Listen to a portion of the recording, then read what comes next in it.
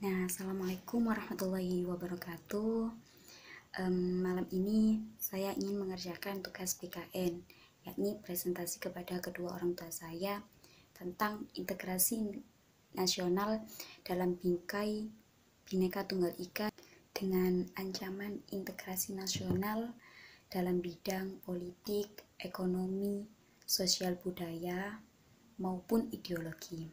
Nah, di sini sudah ada orang tua saya. Nah itu ya, saya juga sudah meminta izin. Oke, kalau begitu langsung saja presentasinya saya mulai.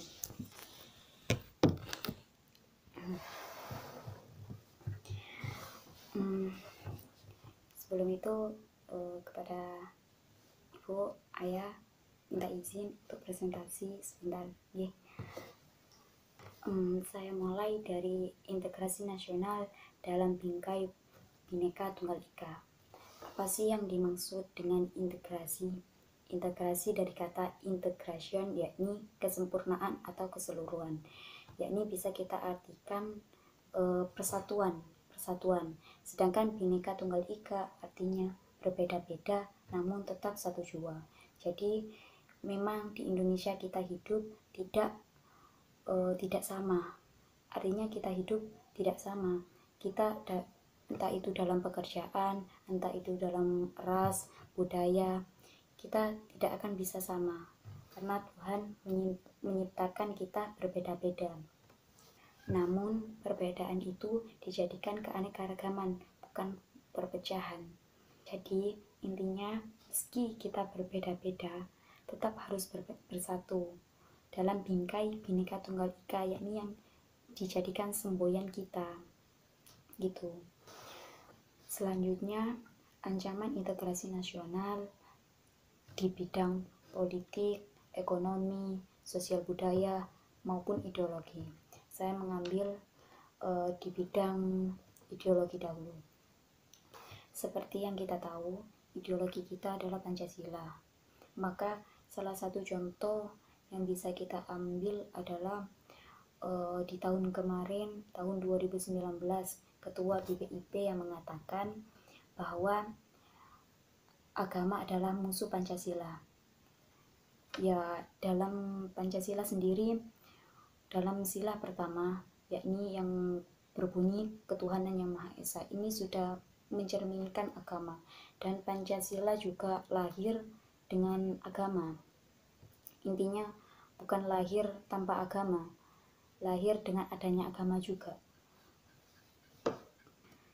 Maka dari itu tak sepantasnya agama dijadikan musuh Pancasila, karena musuh Pancasila sendiri adalah komunis atau yang tidak beragama. Dan pemikiran komunis ini adalah pemikiran yang melenceng dari ideologi Pancasila. Nah, untuk yang kedua, ancaman integrasi nasional di bidang politik. Untuk yang kedua, ancaman integrasi nasional di bidang ekonomi. Saya mengambil contoh ancaman integrasi nasional di bidang ekonomi adalah impor barang yang terlalu banyak sedangkan ekspor dari negeri sendiri ke luar negeri yang sedikit. Ya, seperti yang kita ketahui, di tahun kemarin impor ikan dari Cina, impor garam, impor sayur, atau yang lainnya juga. Juga saya mengambil contoh naiknya dolar yang saat ini memang melonjak tinggi, mencapai 15.444,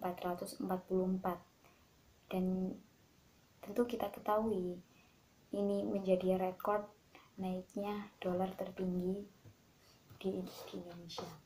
Dan untuk yang ketiga, ancaman di bidang politik.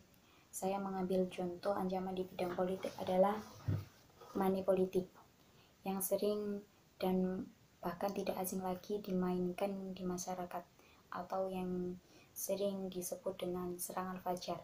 Jadi orang yang mau memilih itu dikasih uang agar memilih apa yang diinginkan si caleg tersebut. Nah, ini dalam bidang politik juga merugikan Karena kalau pemimpin yang tidak jujur karena banyaknya uang, dia bisa menang. Namun pemimpin yang jujur karena tidak menyuap, dia juga bisa kalah. Maka money politik ini adalah menurut saya salah satu ancaman integrasi nasional di Indonesia. Dan untuk yang terakhir, ancaman di bidang sosial budaya. Di bidang sosial budaya saya mengambil antara pergaulan bebas atau globalisasi. Globalisasi yang saat ini yang lagi ngetren, yang memakai baju ke barat-baratan juga mempengaruhi budaya kita. Yang budaya kita tidak seperti itu, budaya Indonesia tidak seperti itu. Maka ini bagi saya termasuk ancaman di bidang sosial budaya.